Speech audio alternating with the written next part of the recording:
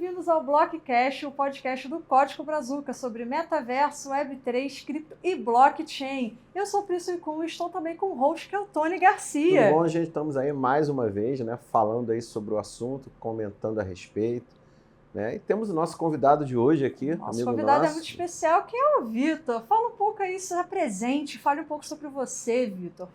Oi, gente, boa noite, prazer estar aqui com vocês.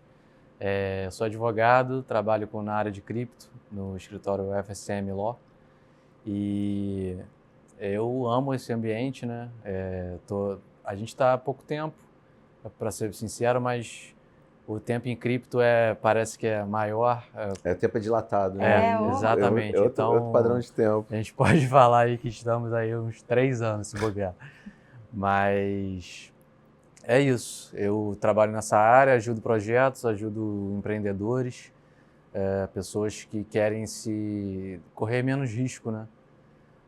Tem muita gente que não entende muito ainda a tecnologia por trás, o ambiente, e sabe que pode vir a sofrer com isso no futuro. Então, a nossa missão aí é ajudar a evitar que isso aconteça. Bem legal. E como é que você descobriu esse universo da Web3, cara? Começou com Bitcoin, né? Acho que todo mundo, né? Isso é a condição inicial de todos, né? Pois é, Bitcoin. Eu comecei da forma que talvez a maioria das pessoas comece, né? Investindo. Então, começa investindo, vendo como é que para depois entender o que é a tecnologia por trás e qual o potencial qual o potencial que ela tem para alterar as estruturas de sociedade mesmo. Então, começou por aí, comecei com Bitcoin, entendi Bitcoin, já foi um primeiro choque ali. E aí comecei a estudar outras coisas, comecei a ver o mercado como um todo, e aí vendo vídeo, YouTube, Reddit, Twitter, comecei a entender um pouco mais sobre a Ethereum e o que a Ethereum fazia. E aí que eu diria que foi quando eu entrei mesmo na Web3, que eu comecei a entender o que era DeFi, finanças descentralizadas, comecei a ver ali o surgimento de DAOs e tendo essa visão geral que me fez me encantar ainda mais e entrar ali na toca do coelho e ficar. Todo mundo fala da toca do coelho, né? Essa analogia... Ou toca da Alice, Ou né, toca da também. Alice, que é uma analogia que todo mundo fala, né? Quando você descobre, na realidade, né? Todo mundo entra pensando que é criptomoeda, né? Não, vou investir 1.000, vou ganhar 10 mil, 20 mil, 30 mil em uma semana, vou ficar milionário. E aí você começa a entender, né? Que existe todo um conceito, assim, de mudança de pensamento, não só social, mas também principalmente econômico, Sim. Né? Com relação ao Web3. A gente gravou recentemente com o pessoal da Polkadot, tanto o Gustavo como o Eduardo, e eles falaram muito da parte mais filosófica e a parte de como funciona realmente o que é o Web3 na essência, né? Mas é isso, quando você descobre e fala, pô, peraí, não é só isso, é muito mais o buraco é muito mais embaixo. Exatamente. E você entende que, de certa forma, não tem mais volta, né? Não, é caminho sem volta. Se é uma tecnologia mais evoluída, a gente estaria fazendo errado lutando contra ela. Acho que é muito melhor a gente tentar se adaptar, entender e procurar formas de utilizá-la de modo saudável e é isso que a gente está tentando, né? Então, é isso que eu gosto. É o famoso, toda nova tecnologia é desafiadora, né? Sempre mete medo, a galera fica com medo, não entende. E aí já vem logo aqueles papos assim, totalmente tortos, né? Sempre vai ter a galera do contra. Mas, assim, na área do direito, que é uma área bem interessante para falar sobre a Web3, como é que você vê que a Web3 pode ajudar na área do direito? Temos várias opções, né? Mas você, dentro da área, como atuante na área do direito, como você vê a ajuda da Web3 nela? No direito eu vejo várias possibilidades, né? Uma das possibilidades mais, talvez, simples de enxergar seria a utilização de smart contracts de alguma forma. Então, contratos inteligentes para garantia do cumprimento de alguma obrigação, como já vem sendo feito nas finanças descentralizadas, nada mais são do que contratos que têm a execução ali automática e que se fosse levado isso para o direito, teria que movimentar toda uma autoridade. Todo um setor do Exatamente, judiciário, né? Que ia ficar tipo uns 2, 3 anos ali. Pois é. Para o juiz decidir e falar, fulaninho, paga esse craninho. E no smart contract não. Ah, decidiu, pá, fez isso, ok, já caiu, entendeu, o dinheiro. Isso. Exatamente. Facilitaria muito o judiciário, né? Sim, sim. Aí a gente começa entendendo no âmbito das finanças, né? Sim, que é o sim. mais... É que é o mais fácil, Mais né? fácil, Mas para cumprimento de obrigações, eu vejo como sendo perfeitamente possível. O único problema é aquilo que a gente estava falando, né? Como a gente vincula a atos da vida real que possam ser auto-executados com contratos inteligentes. Então, não é impossível. Alguns exemplos que eu já ouvi falar, que tem críticas também, mas, por exemplo, pagamento de aluguel. Uma pessoa que deixa de pagar o aluguel e aí um smart contract automaticamente bloquearia a pessoa de entrar no apartamento. Enfim, tem um lado negativo muito grande, mas se a gente conseguir fazer ali de uma forma mais mais razoável para as pessoas, a gente tem certeza que funcionar, né? sim, tem certeza. Tem como funcionar. A Web3 também traz muito desafio, né, para o direito. Os desafios são ok, é muito novo, né, tudo da Web3. Então, não tem muitos estudos, tem muita gente falando sobre e muita gente, estudando propostas e possibilidades de fazer, mas ainda não aconteceu alguma coisa para formar, tipo, algumas leis e coisa assim, né? Porque o brasileiro gosta de botar lei em tudo, né? Você sabe disso. Mas quais são os desafios, né, do direito para a Web3? Tem muitos. Bom, primeiro é entender a tecnologia, né? Entender o que é blockchain, descobrir como a gente pode usar isso nos vários setores, isso numa perspectiva de Web 2, digamos assim, ainda. Eu acho que vai ser gradativo. Ou a Web 3 vai ser muito mais forte e a gente vai ter que simplesmente se adaptar. Nesse contexto de desafios, o principal é o que a gente falava, é de educação mesmo. É educação, né? É educação. Porque muita coisa a gente tem ali a dificuldade maior por causa da criptografia, porque tem muita gente que vai se utilizar isso de uma forma negativa, mas o positivo é muito maior do que o negativo. Então,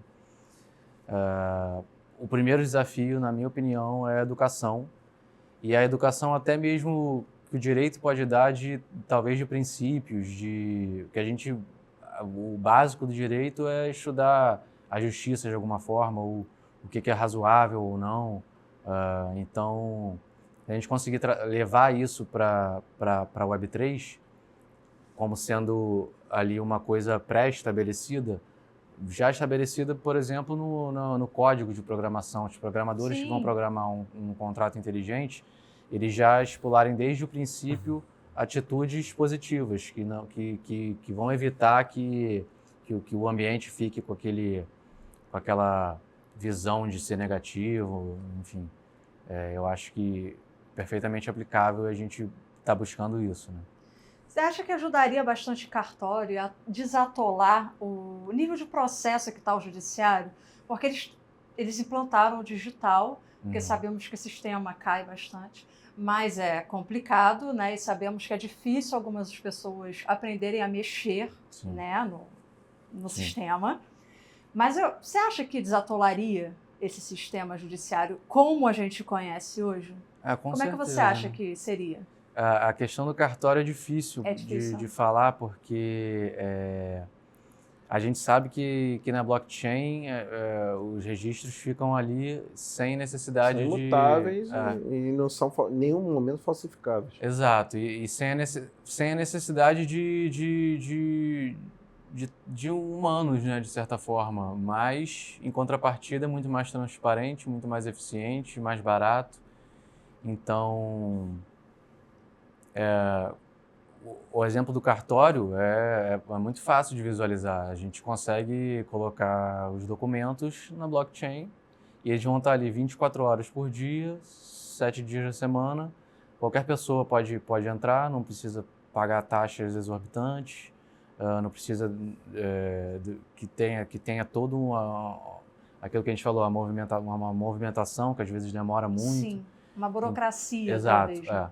Então é tentar achar um jeito de tornar isso possível, de forma que também não seja muito negativo para quem trabalha com isso. Sim, sim. Então, sim, perfeitamente aplicável. Acho que a gente deveria buscar isso, até porque a gente pode pegar, às vezes, um recurso que está sendo usado para algo que não é tão eficiente, a gente pode alocar para outra coisa que seja mais eficiente, entendeu? Isso entra num diálogo muito maior do que a gente vai fazer com o recurso que agora a gente vai ter a mais. A gente vai ter recurso sobrando. Sim. A blockchain, ela torna as coisas mais baratas até para órgãos públicos, por exemplo. Então, o exemplo do cartório eu acho que é o mais fácil de ver e também o mais que talvez a gente encontre mais barreiras, né? Por causa dessa questão humana. Mas, sim, o cartório... Tem também acho que foi você que deu, né, um exemplo de tokenização de imóveis, não foi isso? A gente pode tokenizar, isso aí, sim. dá um exemplo disso aí pra gente, que eu achei bem Isso interessante. é um papo que está muito na moda nos dias atuais. A gente pode tokenizar muita coisa, né? Exemplos mais simples são documentos, registros de alguma coisa, e já tem muita gente tentando tokenizar imóveis.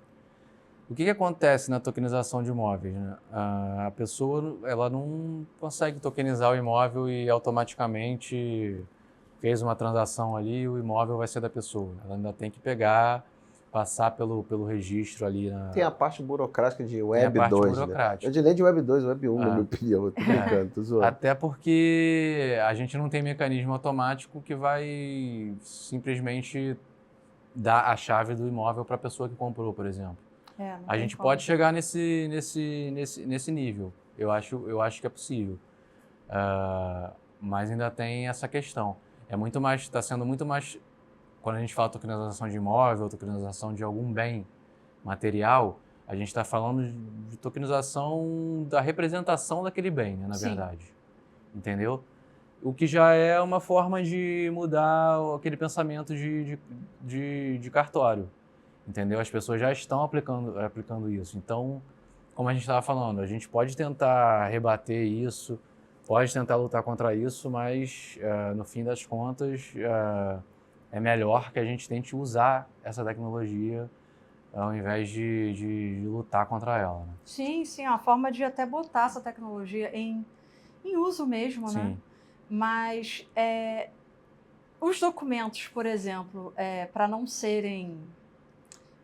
Eu ia falar extraviados, mas não é copiados, falsificados. Sim. Poderiam virar NFTs, por exemplo. Né? Lógico. Isso seria a forma mais fácil, né? Perfeito. O NFT, ele consegue representar o que está ali no código. Porque, na verdade, a gente não... Vocês sabem mais do que eu até. O registro, o que fica registrado na blockchain é uma chave. É uma chave, é uma pura chave. E aí, a essa chave, a gente vincula um documento. Então, a gente pode vincular um contrato, a gente pode vincular um registro, pode vincular qualquer coisa e usar isso 24 horas por dia para as pessoas entrarem uma coisa que e acessarem. A gente até tinha comentado numa palestra que eu assisti tu, né? focado em cima dos NFTs, sobre os direitos dos NFTs, até Sim. os direitos autorais, né? Sim. Que é uma coisa que agora está começando a ser falada, hein, curiosamente, né? Falando sobre o que o NFT. O NFT, no fundo, é uma entidade certificadora. Se a gente parar para pensar, a essência do NFT não é o Bored Ape, mas ele é um token certificador, do qual você compra a propriedade daquele token, né, daquele certificado, e passa a ser seu. A grande digamos assim, dúvida, né, que o pessoal fala, que as pessoas estão começando a entender agora o conceito do não fungível, né? E do fungível, né? Que o fungível é sempre 1 para 1, ou seja, uma coisa fungível é 1 para 1, R$1 é igual a R$1. O não fungível a gente conseguiu fazer com que as pessoas entendam isso através de uma obra de arte. Por exemplo, quanto vale a Mona Lisa? Ninguém Não é sabe, fungível o valor, você não sabe quanto vale. Então o NFT, ele tem, durante muito tempo, como ele foi ligado à arte, criou-se todo esse mecanismo assim, até de confusão, né? Eu estou comprando uma imagem que não vale nada por R$1 milhão. Não é isso. Né? Tem todo um contexto. Mas é importante, como você falou, e frisar isso, que o NFT é uma entidade certificadora. Exato. Então, a partir do momento que você certifica algo, um documento, alguma coisa, o registro está na blockchain e acabou. Você tinha falado uma vez, eu lembro, quando assisti uma palestra tua, sobre o direito autoral do NFT. Como é que isso... Essa parte se aplica mais na questão das artes, né? Na questão de uma produção intelectual, de certa forma. Porque você imagina uma arte digital, ela é uma arte. Ela não, por mais que algumas pessoas não vejam valor naquilo, muita gente vê valor. Eu, por exemplo, adoraria ter um Bored Ape.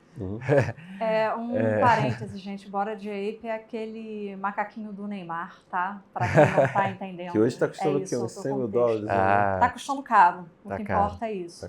Pode continuar o contexto aí do... Mas a questão das licenças atreladas a alguns desses projetos de NFTs é importante das pessoas saberem, porque isso pode dar direitos a elas ou não. Interessante. Quer dizer, então, de repente você compra um NFT e ainda assim, juridicamente falando, você não é dono daquilo. Pode acontecer isso. Pois pode acontecer. Porque, olha só, você...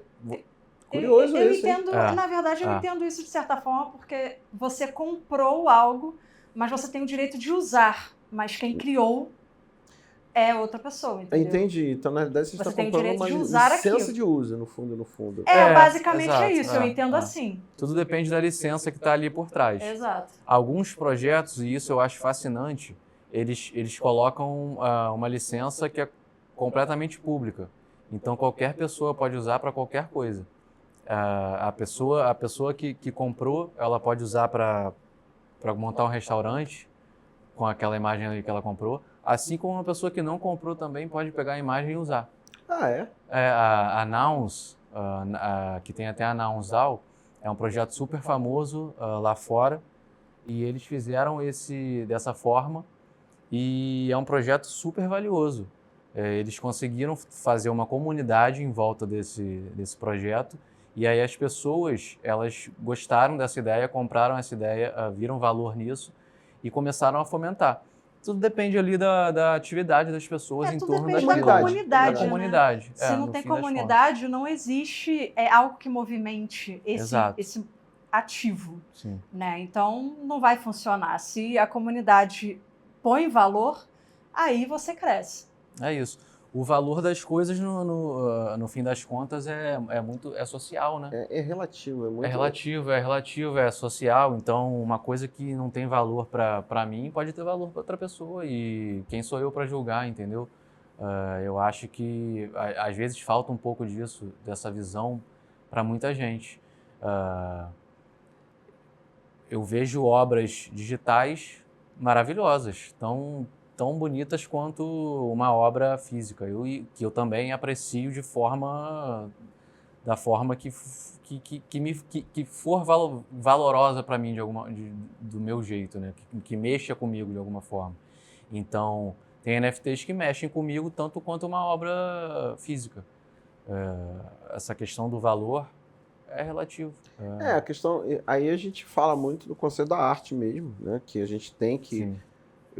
não pode deixar de falar, porque a gente, isso eu entrei nesse tópico do NFT porque eu sei que é um tópico que você gosta muito e é um tópico que hoje está muito, digamos assim, Muito focado muito no... falado. Muito Sim. falado, Tá. muito focado Sim. só na arte Isso. que a galera comprou lá no É, macaquinho, e é isso, E entendeu? existe toda. É isso que eu acho interessante falar, que aí é como a gente vai descobrindo a Web3 como um todo. Sim. O NFT, o objetivo dele, originalmente foi o primeiro vídeo, né, que foi um NFT que foi publicado. Ele foi para dizer que aquilo era real, um certificador. E ele foi, como a gente estava falando aqui, sempre foi associado a obras de arte e é parte da certificação. E também, aí que eu vou defender a minha área, que é a área de jogos, né? Houve um mau uso do NFT dentro Sim. dessas áreas que gerou uma série de golpes, scams, aquela coisa toda. Sim. Né? E aí, a dúvida que a gente sempre pergunta para o pessoal de direito: qual é o direito da pessoa? Isso. Aí é que tá. Depende muito, né? Uhum. Na blockchain, devido à criptografia, a gente tem um desafio aí enorme. Quando você entra num scam, em alguma fraude, se você não sabe quem é a pessoa por trás do projeto, você não consegue encontrá-la, simplesmente. Sim.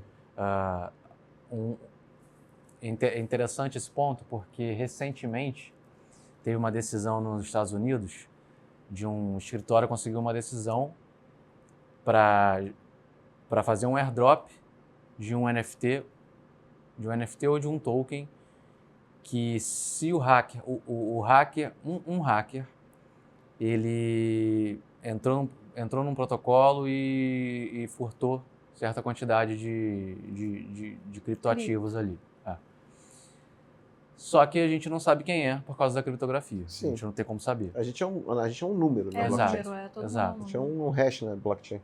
E aí a forma que no direito esse escritório lá de fora encontrou e teve o aval da justiça, lançando um airdrop na carteira desse hacker com um token que se ele interagir de alguma forma, ele vai ter aquele valor ali que ele furtou, ele vai ter como que uma apreensão daquilo ali, entendeu? Isso está no próprio smart contract. No próprio smart contract. Então a gente começa a ver como o ambiente ele tem várias possibilidades, infinitas possibilidades, e o próprio direito ele pode se usar disso de várias formas. O desafio é a gente pensar, né? É a gente descobrir, dialogar. A gente precisa dialogar com a tecnologia, precisa dialogar com vários outros setores para poder entender. Isso que eu fiz desde o princípio, para poder entrar. Um uso interessante também dos NFTs que a galera não fala muito, mas que acontece também no Bored Ape mesmo, é festas. Se você tiver É um passo exclusivo. É o passo exclusivo. Sim. Se você tiver um NFT daquela comunidade, né, daquela marca, vamos dizer assim, você tem um passe para participar de uma festa que está rolando no dia tal, no local tal. Sim. Você tem entrada. Outro exemplo, tem uma hamburgueria, eu não lembro onde mas eu sei que é nos Estados Unidos, que só aceitam NFT de Mas tal... acho que ela está começando a aceitar dinheiro agora. Ela começou a aceitar dinheiro, mas até certo momento ela só aceitava, você só podia comprar nela se tivesse um NFT, e ela só aceitava em cripto.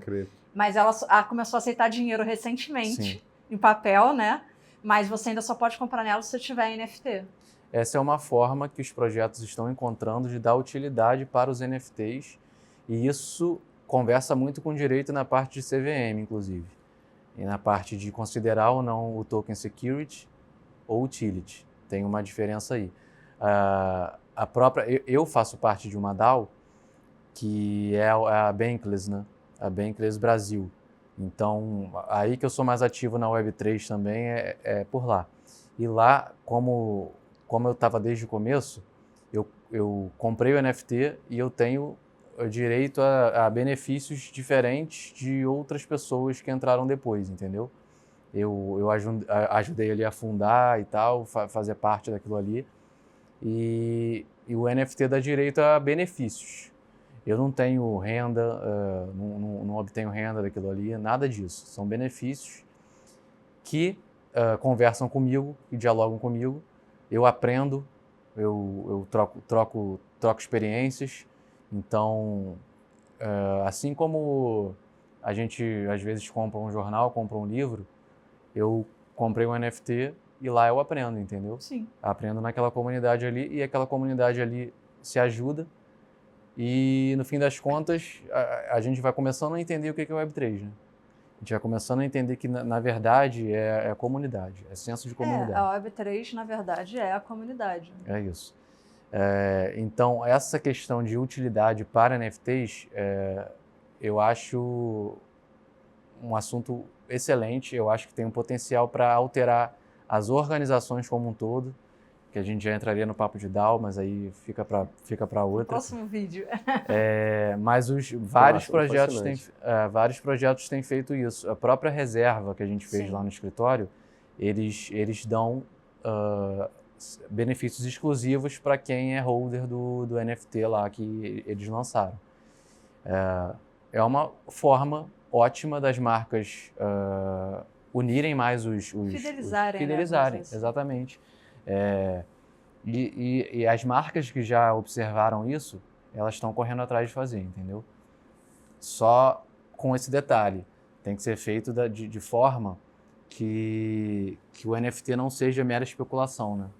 Que a gente tenha de fato ali um benefício, que você agregue valor para a vida da pessoa que não seja um valor monetário, financeiro. Então, você vê quanta água tem para rolar, né? Muita coisa tem para a gente fazer. É muita coisa. É muita coisa. Agora, eu estava assistindo, a gente lembrando agora, que eu acho que a gente tem que falar de um outro ponto aqui, que a gente até não deixar de falar metaverso. Né? Que metaverso é a palavra, é o buzzword de uns tempos para cá. Todo mundo quer pro metaverso. Né? Você falou um troço, numa palestra que a gente teve recentemente, que eu achei uma viagem, que foi o estupro no metaverso. Pois é. Cara, que doideira foi essa? Como é que foi? Eu gostei mais da busca e apreensão no metaverso. A busca e aquilo apreensão, nada tira aquilo da minha cabeça. A busca e apreensão no metaverso. Aquilo foi GTA, gente, não é possível. Pois é, gente. As pessoas têm aquela visão de que o metaverso é um... Você bota o óculos e ali você está vivendo uma outra realidade, mas não é isso, né? Esse fato aí é até interessante. Eu não acho banal, não. Acho que é algo, principalmente se for um metaverso ali mais de Web 2, que aí as empresas têm controle sobre o metaverso, então elas vão ter que cuidar disso, elas vão ter... Ela tem uma responsabilidade jurídica. Exatamente. Elas vão ter que se responsabilizar de alguma forma, isso vai rebater nelas. Então... Sim, pode acontecer de ter assédio moral, assédio sexual. Assim como já tem profissões no metaverso, se uma empresa cria um metaverso e coloca ali uma pessoa para trabalhar naquele metaverso, como eu já vi, guiando, sendo host, e ela já começa a ter ali questões de direito do trabalho. Sim. Entendeu? Questões de próprio tributário, como é que vai recolher ali contribuição, que contribuição vai recolher. Uma empresa que às vezes está lá fora, sediada lá fora, contratou alguém para trabalhar, alguém no Brasil para trabalhar de host na blockchain, já envolvendo ali uma Web 2.5. Se você contratou uma empresa, fez um metaverso na Ethereum, por exemplo, contratou um brasileiro. Olha aí todo um... É confuso, né? Pois é. Todo um ambiente aí que a gente vai ter que debater. A gente vai ter que ver a responsabilidade da empresa, a gente vai ter que ver se tem como saber quem que ela contratou, se ela teria a responsabilidade de fazer um KYC ali, de fazer um registro dos dados ali de quem que ela contratou ou não, entendeu? Várias implicações aí no direito. Não, você vê que a coisa está muito... A gente fala... Tá no início, na verdade. Como a gente fala, eu tenho falado sempre aqui no nosso podcast, está tudo mato ainda. Tudo mato. Sim. Então, aquele momento agora que a gente tem de começar a construir as coisas e passar pelos cases, né? Sim. para poder, como é que sei lá, até tratar esses casos, né? A gente não sabe situações. Aquele negócio que a gente estava comentando com o Vitor, a história do Procon também, que você comprou NFT. Mas aí você tem falou 7 que tinha dias para devolver, 7 dias, mas ele falou Deus. que tem uma solução que eu achei muito maneira, com esse smart contract, né? Uma solução genial, né? Se o protocolo ele quer ser um pouco mais adequado, isso até para o ecossistema, porque se o ecossistema vê que um protocolo poderia estar dando mais garantias e não está dando, as pessoas simplesmente vão para outro protocolo. Isso é Web3, isso é também, né? Sim. Isso é a transparência ali de como funciona tal coisa. Se um protocolo ele te permite, não comprei, quero devolver automaticamente smart contract, eu vou querer comprar desse protocolo, não vou querer comprar do outro que não me permite isso, entendeu? Eu vou para aquele protocolo que me dá as maiores permissões possíveis. E como isso está ali registrado, transparente no código, maravilhoso, é um ambiente fantástico. Você tem muito mais, assim, talvez, é interessante esse papo, porque você tem muito mais o trabalho pré-montagem de um smart contract do que a execução, porque na realidade você tem que começar, aí entra muito o aspecto do direito e das pessoas que estão trabalhando junto com o Web3, que é você já começar a formar certos mecanismos que protejam, mesmo que a gente não tenha uma identidade real, mas no próprio smart contract aquilo está sendo utilizado como um mecanismo de proteção para uma compra, uma devolução, alguma coisa. É isso. E por isso que o direito precisa dialogar, precisa entender o que são contratos inteligentes, precisa dialogar com o ambiente para poder trazer isso também. Porque, na verdade, a Web3 precisa de todos, né? Da experiência de todos. E se o direito tem essa característica, pode falar sobre isso, por que não? Por que a gente não vai entrar nessa pré-execução e ajudar a fazer o ambiente mais saudável? É isso que a gente está tentando, é isso que a gente está buscando. E a gente assim não pode deixar de falar, que é muito importante, que tudo que a gente tem feito, a gente tem passado, as pessoas que têm passado por aqui, conversado com a gente sempre cai na palavra comunidade. Todo mundo fala a palavra comunidade. Sim. E é importante lembrar que a comunidade são todos, né? Você vai trabalhar dentro de uma área que é o direito, que é uma, para mim é uma área extremamente complexa, né? É uma área que tem muitos meandros, muitos senões, vamos dizer assim, né? Tem muitos... Muito entrelinhas. Entrelinhas, exatamente. E você vai formular um smart contract, por exemplo, de uma DAO ou de alguma transação, acho que tem que ter um entendimento muito grande de quem está fazendo o direito, ou seja, migrar esse direito para esse ambiente Web3 e para quem vai programar o contrato. Sim. Porque são duas coisas distintas. A programação de contrato é uma coisa que, na realidade, é a materialização em forma de software daquele contrato natural, né, da linguagem natural. Né? Code's Law, né? Tem um jurista, acredito que é o Nick Szabo, eu não lembro agora, que a tese dele principal é essa, Code's Law, porque agora a lei ela já está direto no contrato inteligente. Então, quanto melhor for feito aquele contrato inteligente, vai ser melhor para quem fez, para todo o resto da comunidade, para quem não é da Web3 enxergar aquilo ali de forma melhor. Entendeu? Entendi, muito bom. Então, é extremamente necessário esse diálogo dos operadores do direito com programadores, com desenvolvedores. É algo que tem que acontecer. Isso se não acontecer, acho que não vai para frente. Né? Todo mundo tem que dialogar, porque o Web3 o resumo é a comunidade. É isso. E a gente... É interessante que esse teu papo está me dando assim, muitos insights na minha cabeça e dúvidas, né? Que a gente vê que, por exemplo, hoje a gente está ainda no modelo, o pessoal tá falando, você fala muito também, eu já vi esse termo Web 2,5, né? Que na realidade é a mesclagem, não é o Web 3, mas também já não é mais o Web 2, é o 2,5, né? E eu acho que toda a nossa, todo esse, por exemplo, o direito, a própria programação, a forma até a forma empresarial, como a das DAOs, né, que a gente não pode deixar de falar das DAOs, as DeFis também, elas estão na Web 2,5 querendo ir para 3. Né? Então, é um ponto que, como eu estou falando, é aquele ponto da ruptura.